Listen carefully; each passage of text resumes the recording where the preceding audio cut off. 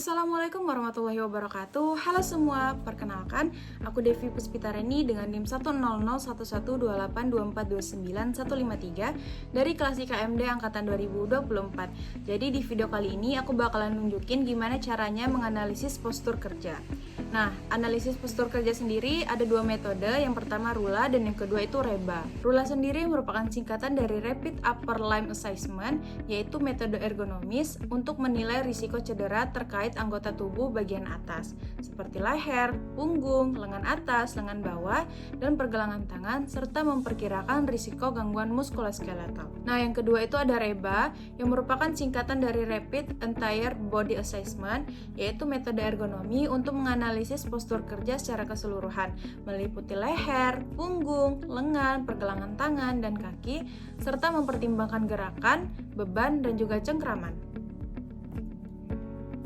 Nah, berikut adalah worksheet yang digunakan dalam mengukur RULA maupun REBA. Nah, di sini saya akan menganalisis postur kerja pada supir bus, di mana supir bus sendiri merupakan pengemudi yang bertugas untuk mengoperasikan bus untuk mengangkut penumpang dengan aman. Pekerjaannya itu menuntut posisi duduk yang lama, kaki yang aktif menekan pedal, serta tangan yang terus-menerus memegang setir, sehingga berisiko menimbulkan keluhan otot. Nah, maka dari itu saya menggunakan metode REBA untuk menganalisis postur kerja pada supir bus. Kita masuk ke step yang pertama, yaitu posisi leher.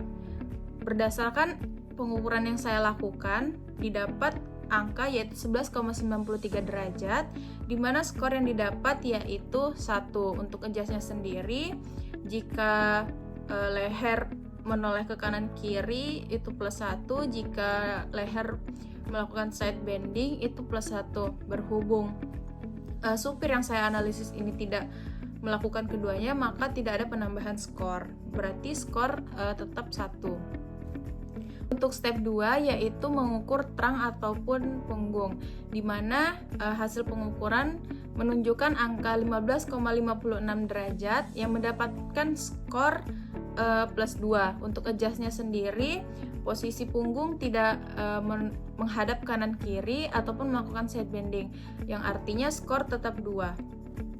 Nah, yang ketiga itu legs atau kaki, di mana pengukuran yang saya dapatkan menghasilkan angka 33,36 derajat yang mendapatkan skor 1. Nah, untuk selanjutnya itu mengisi tabel A, di mana leher tadi kita mendapatkan skor 1, kita lingkarin bagian 1. Yang kedua itu trunk ataupun punggung, kita mendapatkan skor 2, kita lingkarin yang bagian 2 lalu kita tarik garis. Dan yang ketiga itu bagian kaki, kita mendapat skor 1, kita lingkarin bagian 1 lalu kita tarik garis. Lalu didapatkanlah titik tengah yaitu 2. Berarti skor pada tabel A yaitu 2. Untuk step 4 itu kita melihat skor pada tabel A tadi, kita mendapatkan angka 2. Nah, untuk step 5 itu ada penambahan skor gaya ataupun beban. Jika beban kurang dari 11 kg itu skornya 0, jika beratnya 11 sampai 22 kg itu +1, jika lebih dari 22 kg itu +2. Jika terjadi guncangan atau peningkatan kekuatan secara cepat maka itu +1. Berhubung supir bus yang saya analisis ini memiliki beban kurang dari 11, maka skor yang ditambahkan itu 0 atau tidak ada. Nah, untuk step 6 ini menjumlahkan skor pada step 4 dan juga 5, sehingga didapatkan angka 2 untuk skor A-nya.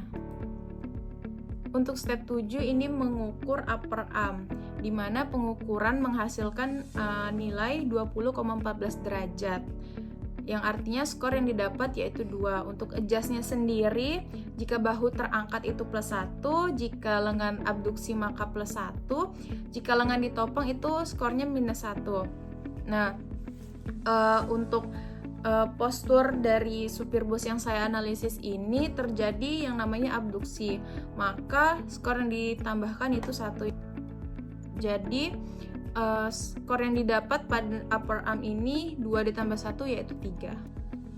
Next, untuk step 8 yaitu lower arm, di mana hasil pengukuran menunjukkan angka 102,08 derajat, yang artinya skor yang didapat yaitu 2. Untuk step 9 yaitu pergelangan tangan, berdasarkan hasil pengukuran didapatkan angka 15,51 derajat, yang artinya skor yang didapat yaitu 2. Untuk adjustnya sendiri, jika pergelangan tangan ditekuk itu nilainya ditambah 1. Berhubung supir bus yang saya analisis ini tidak menekukkan pergelangan tangannya, berarti tidak ada penambahan skor. Jadi nilainya tetap 2. Next, untuk pengisian tabel B, untuk upper arm sendiri tadi kita sudah menemukan angka 3. Kita lingkarin bagian angka 3 lalu kita tarik garis. Untuk lower armnya kita mendapat angka 2. Kita lingkarin lalu kita tarik garis. Untuk pergelangan tangan kita mendapat angka 2. Kita lingkarin angka 2 lalu kita tarik garis. Lalu ditemukanlah titik tengah yaitu 5 pada tabel B. Next, untuk step 10 itu kita melihat skor pada tabel B. Tadi kita sudah mendapatkan angka 5. Untuk step 11 yaitu penambahan coupling skor. Jika pegangan pas dan cengkraman daya jangkauan menengah, maka dikatakan baik dengan skor 0. Jika pegangan tangan dapat diterima tetapi tidak ideal, maka dikategorikan cukup dengan skor +1. Jika pegangan tidak dapat diterima tetapi mungkin, maka dikatakan buruk.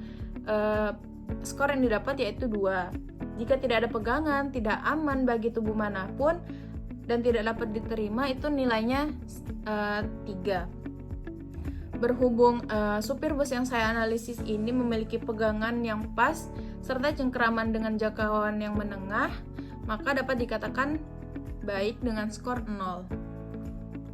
Nah, untuk step 12 itu menjumlahkan skor pada step 10 dan juga 11. Hasilnya 5 pada skor B. Next, untuk mengisi tabel C, kita mendapat skor A itu 2. Kita lingkarin pada tabel yaitu angka 2 lalu kita tarik garis. Untuk skor B-nya kita dapat angka 5 lalu kita lingkarin angka 5 dan kita tarik garis. Lalu ditemukanlah titik tengah yaitu 4. Nah, untuk step 13 ini terdapat 3 ketentuan, yaitu jika satu atau lebih bagian tubuh ditahan selama lebih dari 1 menit atau statis itu mendapatkan skor 1. Jika tindakan rentan kecil yang berulang dengan rentan waktu 4 kali per menit itu mendapatkan skor 1. Jika tindakan perubahan rentan besar yang cepat dalam postur atau dasar yang tidak stabil itu juga diberi skor 1. Nah, untuk tabel C skornya tadi kita mendapatkan angka 4. Dan untuk activity skornya, menurut analisis saya, posisi terdapat satu bagian tubuh yang ditahan lebih dari 1 menit, yaitu posisi tangan untuk memegang setir. Berarti skor yang ditambah yaitu 1.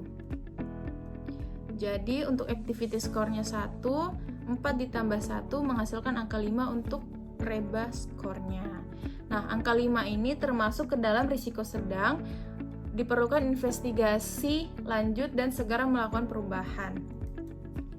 Nah, untuk saran perbaikan dari saya sendiri yaitu mengatur kursi agar tinggi dan sandarannya sesuai. Yang kedua itu memastikan pedal mudah dijangkau tanpa meregangkan kaki. Yang ketiga itu setir diatur agar tangan sedikit menekuk dan bahu rileks. Dan yang keempat itu melakukan istirahat dengan peregangan singkat tiap 1-2 jam. Oke, sekian penjelasan singkat dari saya, semoga bermanfaat. Wassalamualaikum warahmatullahi wabarakatuh.